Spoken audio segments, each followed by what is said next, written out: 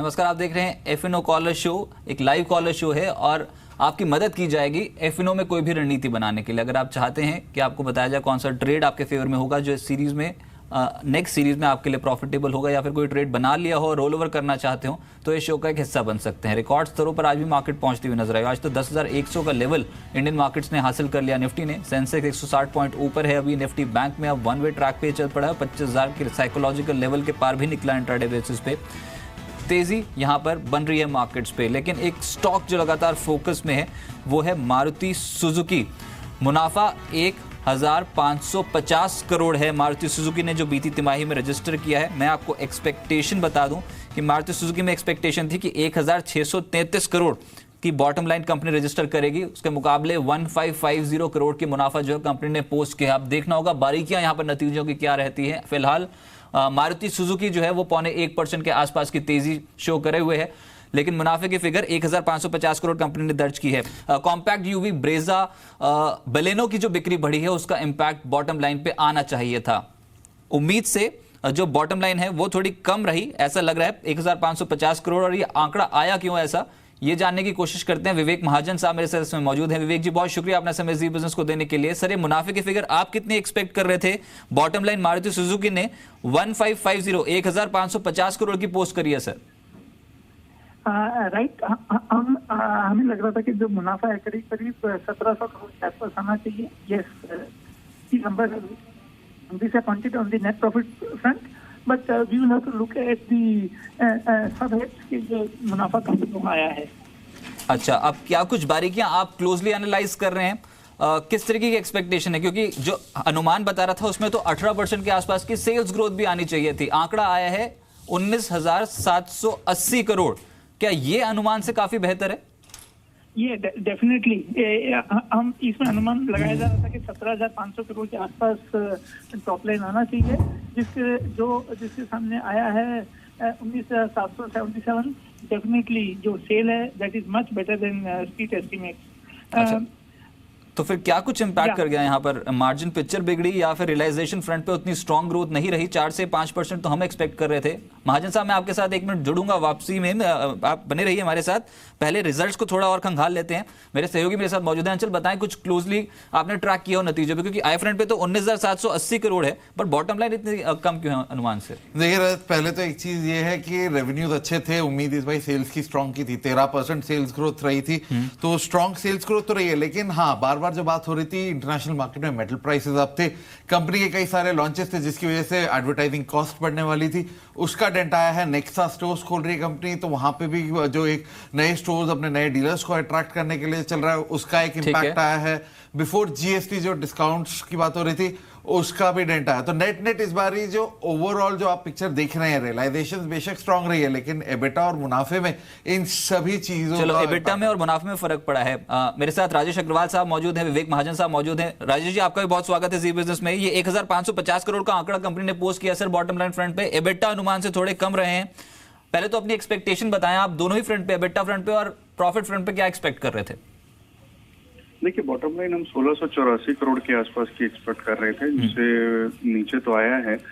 और रेवेन्यू में भी हम करीब 16% के जम के आसपास देख रहे थे। हमारा ये अनुमान था कि रियलाइजेशन और प्रोडक्ट मिक्स को लेकर के थोड़ा सा बेटर नंबर्स आएंगे, बट बॉटम लाइन चूंकि थोड़ी सी डिसअपॉइंटिंग हुई है, तो देखना पड़ेगा किस कारण से हुई है। हो सकता है कि जीएसटी के पहले जो सेल वगैरह लगाई गई उसमें हो सकता है कोई ड्रॉप आया हो, लेकिन ओवरऑल अगर मैं कहूँ तो हम अभी भी बुलिश हैं स्टॉक में। और हमारा ये अनुमान है कि पूरे साल की अर्निंग जो पिछले साल 248 रुपए के आसपास थी, आने वाले दिनों में 290 से 295 रुपए के बीच में आएगी इस साल की। लेकिन महाजन साहब, 13.3% के ऑपरेटिंग मार्जिन कंपनी ने पोस्ट किए हैं। आपकी एक्सपेक्टेशन के मुताबिक ये स्लिप है क्या? विवेक जी, आपको मेरी आवाज आ रही है? चलिए राजेश जी के पास चलते हैं। राजेश जी, 13.3% के ऑपरेटिंग मार्जिन है कंपनी ने जो पोस्ट किए Q1 में। हाँ बिल्कुल, तो हमारा अनुमान 14.25 के आसपास का था, तो उस हिसाब से थोड़ा कम आया है। और अदर इनकम में भी थोड़ी बढ़ोतरी देखने को मिली है। तो ये हमें लगता है कि 2 चीजों का फर्क पड़ा है इसमें। एक तो कमोडिटी के प्राइसेस जो थोड़े ऊपर थे, रॉ मटेरियल का फर्क पड़ा है। दूसरे मार्केटिंग एक्सपेंसेस जो न्यू लॉन्चेस वगैरह के हुए हैं उस वजह से थोड़ी बढ़त देखने को मिली है। और वन ऑफ इम्पैक्ट जो जीएसटी का है वो तो बिल्कुल नजर आएगा पूरे डिटेल में। तो बिल्कुल, आपकी हमारा बात अनुमान सही ये है। वन ऑफ है जो थोड़ा सा दिक्कत आई है, बट आगे आने दिनों बेहतर नजर आ रहे हैं। हाँ, इसको ऐसे भी एनालाइज किया जा सकता है, जीएसटी डिस्काउंट से मार्जिन घटने की संभावना थी और बिल्कुल वैसे ही होता हुआ नजर आया, ऐसा लग रहा है। गुजरात प्लांट पे खर्च बढ़ा था बीती तिमाही में, उसका भी इम्पैक्ट कहीं ना कहीं कंपनी को झेलने को पड़ सकता है। फेयर वैल्यू क्या समझते हैं राजेश जी स्टॉक की, मारुति सुजुकी की? अब देखिए, जैसे हमने अभी कहा कि हमारा अनुमान है 290 से 95 रुपए के आसपास की अर्निंग आने की अगले साल की, और उस हिसाब से हम समझते हैं कि कम से कम इसके 8,000 रुपए के भाव तो इमीडिएट टर्म में होने चाहिए। अच्छा, राजेश जी बने रहिए मेरे साथ। अंचल बताएं, कुछ करेंसी टर्म्स में कुछ हेडविंड्स तो देखने को मिल गया कि येन के मुकाबले रुपए में मजबूती से मार्जिन को सहारा मिलना चाहिए था, वैसा दिख नहीं रहा है इस समय जिस तरीके के रिजल्ट्स आए। देखिए रजत, अगर आप प्रोज एंड कॉन्स इस बारी मारुति के लिए कंपेयर करें, एक तरफ प्रोज था ब्रेजा, इग्निस, साजा बलेनो, इनकी अभी भी अच्छी मांग थी, हाई मार्जिन प्रोजेक्ट्स थे, लेकिन वहीं दूसरी ओर रॉ मटेरियल कॉस्ट एस्केलेट हो रही थी, उसका इंपैक्ट आना था।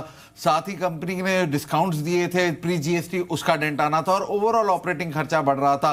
ज्यादा स्टोर्स ज्यादा खुले थे तो वहां खर्चा बढ़ेगा, गुजरात प्लांट पे एक्सपेंसेस बढ़ रहे थे, तो कहीं ना कहीं जो कॉन्स हैं इस बार रजत मारुति के केस में ज्यादा हैवी हुए हैं। हाँ, लेकिन राजेश जी सही कह रहे थे, ये वन ऑफ भी हो सकता है। इसे इस तरह मत देखिए कि बस अब कंपनी के नंबर्स डाउन टर्न हो गए हैं, क्योंकि वंस गुजरात प्लांट पूरा हो गया खर्चा, तो उसके बाद वो एक्सपेंस नहीं होगा कंपनी पे।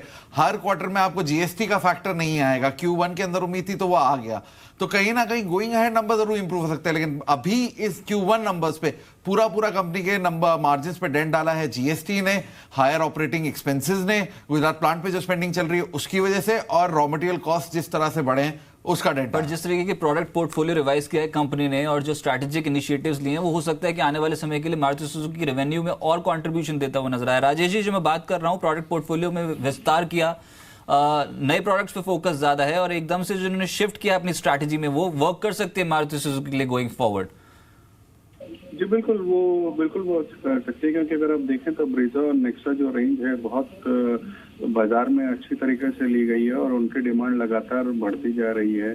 चैनल चेक से हमें ये पता चला कि अच्छी खासी वेटिंग पीरियड भी चल रही है इसमें। तो वो एक बार अगर ये गुजरात प्लांट फुल्ली ऑपरेशनल हो जाता है, और मुझे लगता है कि वहाँ से एक अच्छी बढ़त आएगी। छोटे अवधि में थोड़ी दिक्कतें बिल्कुल हैं, क्योंकि मार्केटिंग के खर्चे बढ़े हुए हैं, गुजरात प्लांट में जो एक्सपेंशन हो रहा है उसके चलते से दिक्कत थोड़ी बड़ी हुई है, बट ये सब छोटी अवधि के लिए है। अच्छा, पर राजेश जी मेरा कंसर्न ये है कि मारुति सुजुकी ना, अगर आप ग्लोबल पीयर्स के साथ भी कंपेयर कर लेंगे ना, तो इतना सस्ता स्टॉक दिखता नहीं है। इनफैक्ट सबसे ज्यादा महंगा स्टॉक यही है। तो कुछ डिप आए, खरीदारी करने का मौका मिले क्या? आप अगर कोई डिप आई तो कहाँ तक के लेवल्स एक्सपेक्ट कर रहे हैं इस स्टॉक में? देखिए, लेवल्स की बात ऐसे है कि मार्केट इस वक्त 10,000 के ऊपर ही लेवल पे चल रहा है, तो अगर थोड़ा सा भी करेक्शन आएगा तो जाहिर सी बात है सारे ही स्टॉक गिरेंगे। बट हमारा निवेशकों से यही राय है कि अगर ये स्टॉक किसी भी कारणों से 7300, 7250, 7300 के रेंज पे आ जाता है तो वो एक अच्छी बाय होगी। रेदर हम ये कहेंगे कि आप स्टैगर्ड भाव में इसमें खरीदारी कर सकते हैं, थोड़ी सी अभी खरीदारी कर लें और थोड़ी सी नीचे के भाव आए तब खरीदारी कर लें। इनफैक्ट आप बुलिश है मारुति सुजुकी पे, ऐसा लग रहा है आपकी बात से, और आप 7300 तक भी आया स्टॉक पे तब भी खरीदारी की सलाह दे रहे हैं। कुछ और बारीकियां अंचल जो रिजल्ट्स में सामने निकल के आई हूं? एक और इंटरेस्टिंग चीज ये है रजत, अगर आप अदर इनकम का हेड देखें, इस बार अदर इनकम 488 करोड़ से बढ़ के 638 करोड़ रही है। बढ़ने का अनुमान जरूर था, लेकिन हाँ थोड़ा ज्यादा बढ़ी है। एडजस्टेड फ्रंट पे अगर आप मुनाफे को देखें कहीं ना कहीं, तो एडजस्टेड मुनाफा दोनों ही क्वार्टर्स में, यानी Q1 FY18 और Q1 FY17 दोनों ही क्वार्टर्स में आप मुनाफे को अगर अदर इनकम को एडजस्ट कर दे तो नेट एडजस्टेड प्रॉफिट कहीं ना कहीं बैठा है 867 करोड़ इस क्वार्टर में वर्सेस 998 करोड़। तो ओवरऑल देखिए स्थिति मैं नहीं कहूंगा उतनी खराब है, जैसा कि राजेश जी भी कह रहे थे, स्थिति खराब नहीं है। ये वन ऑफ लॉसेस थे इस बार Q1 में, कहीं ना कहीं रेगुलेटरी प्रेशर्स की वजह से, जीएसटी की वजह से, गुजरात प्लांट की वजह से, raw material cost, metal prices all time highs पे, 6 मंथ हाई पे कॉपर प्राइसेस चल रहे हैं, एल्यूमिनियम प्राइसेस ऑलमोस्ट 2 महीने के हाईस पे चल रहे हैं, तो उन सबका क्यूमुलेटिव इंपैक्ट इस बार ऑपरेटिंग। तो फिर रियलाइजेशन सुधरेंगे कैसे? गोइंग फॉरवर्ड एक्सपेक्टेशन है क्या कि रियलाइजेशन में कुछ सुधार देखने को मिलेगा? बिल्कुल, इस बार भी ऐसा लग रहा है कि मिस हो गए। नहीं रजत, देखिए बिल्कुल, मैं आपको 3 गाड़ियां इनकी गिनवाऊंगा, बलेनो, ब्रेजा और इग्निस, तीनों ही हाई मार्जिन प्रोडक्ट्स हैं। सियाज तक में इनको एक अच्छे कंफर्टेबल मार्जिन हैं, और इन चारों में से 2 गाड़ियां तो वेटिंग पीरियड में चल रही है, बलेनो और ब्रेजा की अभी भी एक अच्छी खासी वेटिंग है, तो यानी गोइंग अहेड आने वाले तिमाही में भी आपके पास एक अच्छा सेल्स फिगर वेट कर रहा है। प्लस याद रखिए हम अब टुवर्ड्स फेस्टिव सीजन की तरफ जा रहे हैं और वहां ऑटो कंपनियों के लिए वो एक तिमाही Q3 से पहले की बाइंग हमेशा स्ट्रांग रही है। तो अगर 13% का जंप इस बार ही क्वार्टर में आया है सेल्स वॉल्यूम में, तो गोइंग अहेड भी एक अच्छी वॉल्यूम जंप की उम्मीद करिए आप, और अच्छे मार्जिन, वापस एक आपको मार्जिन रिवाइवल आता हुआ दिख सकेगा। राजन जी, ये बात सही है कि अब जब त्योहारी सीजन में एंटर करेंगे तो एक्सपेक्टेशन बहुत स्ट्रांग होगी, खासतौर से passenger vehicle sales growth terms में मारुति क्या डिलीवर करती है। आने वाली कुछ तिमाहियां बेहतर रिपोर्ट हो सकती हैं क्या मारुति सुजुकी के लिए? जी बिल्कुल हो सकती है, मैं पूरी तरीके से सहमत हूँ हमारे सहयोगी के साथ कि जो वेटिंग पीरियड है वो बहुत अच्छा खासा है, जो इस बात की इंडिकेशन दे रहा है कि आगे वाले तिमाही में नंबर्स अच्छे आएंगे। प्लस त्योहारी सीजन में सेल्स तो हमेशा हमने देखा है दिवाली के आसपास एक अच्छी सेल्स निकल कर आती है, तो इन सब चीजों के मद्देनजर जैसा कि मैंने कहा हमारी इसमें खरीद की सलाह रहेगी। फेयर वैल्यू एक बार फिर से बता दीजिए, और जिनके पास भी शेयर्स हो उनको एडवाइस। देखिए 8,000 रुपया इस वक्त मुझे लगता है कि आराम से ये हो सकता है। खरीदारी की सलाह हमारे यहाँ से रहेगी, स्टैगर्ड भाव में खरीदारी करें। अगर किन्हीं भी कारणों से स्टॉक 7200-7300 रुपए के लेवल पे आ जाता है तो एक बहुत अच्छी बाइंग अपॉर्चुनिटी होती है। चलिए 8,000 के पार आप देखते हैं मारुति सुजुकी को, अगर 7300 के लेवल पे मिल जाए तो रिस्क वाट रेशियो और फेवरेबल रहेगा। इन्वेस्टमेंट एक आप पर्सपेक्टिव से मारुति सुजुकी को अभी भी पोर्टफोलियो में शामिल कर सकते हैं आफ्टर रिजल्ट्स ऑल्सो। बहुत शुक्रिया आपका मेरे साथ जुड़ने के लिए राजेश जी, और नतीजों में बात करने के लिए। एक और नतीजे आपकी स्क्रीन पे हैं, वो है IDFC बैंक के मुनाफा 438 करोड़ बैंक ने पोस्ट किया है। फिलहाल स्टॉक पे कोई इतना बड़ा रिएक्शन नहीं देखने को मिल रहा है, लेकिन जो फर्स्ट फिगर आई है वो है 438 करोड़ का मुनाफा बैंक ने बीती तिमाही में दर्ज किया है। और हम देख रहे हैं कि बैंकिंग स्टॉक्स पे एकदम से फोकस आज ज्यादा है, क्योंकि निफ्टी बैंक खुद रिकॉर्ड स्तरों पर कामकाज कर रहा है, लेकिन रिजल्ट्स के बाद अब 60 के नीचे स्लिप होता हुआ नजर आ रहा है IDFC बैंक। मैं कुछ बारीकियां आपको और बता दूं जो मेरे पास इस समय आई हैं, उसमें 438 करोड़ का तो मुनाफा है, लेकिन ये वर्सेस 260 करोड़ के फिगर के मुकाबले है YoY बेसिस पे।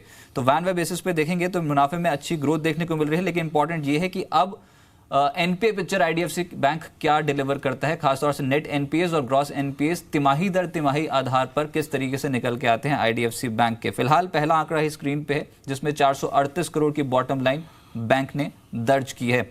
और बारीकी आएंगे तो आपके साथ और यहाँ पर आपको डिटेल्स देने की कोशिश करेंगे, लेकिन फिलहाल पहली फिगर है 460 करोड़ के मुकाबले 438 करोड़ की बॉटम लाइन IDFC बैंक की Q1 में।